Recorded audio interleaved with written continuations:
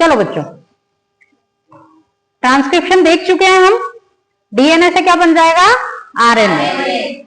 अब हम ठहरे यूकैरियोटिक मल्टीसेल्यूलर ऑर्गेनिज्म, तो वेस्ट भी करेंगे चीजें, जैसे हम हमारा समय वेस्ट करते हैं, हमारे पास ज्यादा चीजें हैं तो हम वेस्ट भी करते हैं। तो ये जो हमारा आरएनए बनता है, इस आरएनए में पूरा आरएनए यूजेबल नहीं होता। ये जो आरएनए है वो सीधा सीधा आरएनए एमआरएनए सीधे नहीं बन जाता।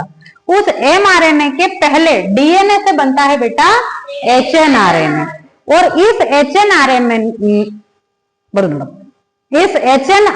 में कुछ होते हैं एक्सॉन्स और कुछ होते हैं इंट्रॉन्स।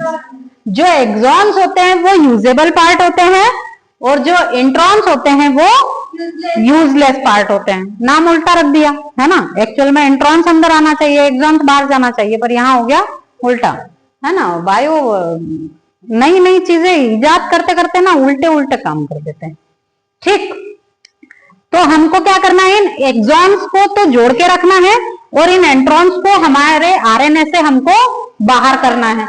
तो ये करने के लिए मॉडिफिकेशन होता है एचएनआरएनए में। ठीक है, अब ये मॉडिफिकेशन जो है ये 3 स्टेप में कंप्लीट होता है। देखो, ये है हमारा एचएनआरएनए में, इसमें एक्सॉन्स भी है और इंट्रॉन्स भी है। तो मॉडिफिकेशन करने की जो पहली स्टेप है उसको हम बोलते हैं कैपिंग। क्या बोलते हैं? कैपिंग। इस कैपिंग में हम क्या करते हैं? कैपिंग में हम कैप पहना देते हैं। जो एक एंड होता है, एक जो सिरा होता है, उस सिरे पर हम क्या करते हैं, मेथिल ग्वानोसाइन ट्राइफॉस्फेट, ये 5' एंड है, कैपिंग होगी 5' एंड पर। मेथिल ग्वानोसिन ट्राइफॉस्फेट की हम कर देते हैं कैपिंग। सिर्फ एक ही यूनिट जुड़ेगी। ठीक है, एक न्यूक्लियोटाइड जुड़ गया यहां पर। दूसरी प्रोसेस होगी बेटा टेलिंग। टेलिंग मतलब पूंछ लगाने वाली टेलिंग। पूंछ लगाएंगे हम, और पूंछ किसकी लगाएंगे? पूंछ हम लगा देंगे एडिनाइलेट की, और एडिनाइलेट की एक यूनिट नहीं जुड़ती, वो लगभग 200 से 300 यूनिट जुड़ती है। भाई सीधी सी बात है, केप छोटी होती है पर पूंछ हमारी बड़ी होती है।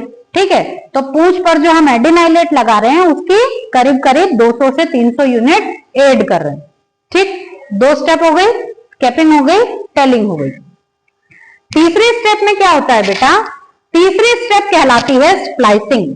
और इस स्प्लाइसिंग में क्या होता है, हमारे जो इंट्रॉन्स हैं, अब वो इंट्रॉन्स क्या करते हैं, थोड़ा राउंड शेप ले लेते हैं, और इन इंट्रॉन्स के साथ कुछ प्रोटीन्स लग जाते हैं, और इन्हीं के साथ एक और टाइप का आरएनए होता है जिसको हम बोलते हैं एसएनआरएनए। क्या होता है? एसएनआरएनए। ये एसएनआरएनए जुड़ जाते हैं। तो यहां पर देखो 3 चीज हो गई। कौन कौन सी? एक हो गई हमारे पास इंट्रॉन, दूसरा कौन हो गया? प्रोटीन, और तीसरा कौन हो गया? एसएनआरएनए। अब ये जो स्ट्रक्चर बनी है इसको हम बोलते हैं स्प्लाइसियोसोम। क्या बोलेंगे? स्प्लाइसियोसोम। और जैसे ही ये स्प्लाइसियोसोम बनता है हमारे इस एचएनआरएनए से, ये एज इट इज स्प्लाइसियोसोम यहां से हट जाएगा। ठीक है, और जैसे ही ये स्प्लाइसियोसोम यहां से हटेंगे हमारे सारे एक्सॉन्स क्या हो जाएंगे? आपस में जुड़ जाएंगे। अब ये जो आरएनए बना है, now we call it is mRNA. ठीक है, हमारा एमआरएनए बन गया और हमारी स्प्लाइसिंग की प्रोसेस जो है वो पूरी हो गई। ठीक है।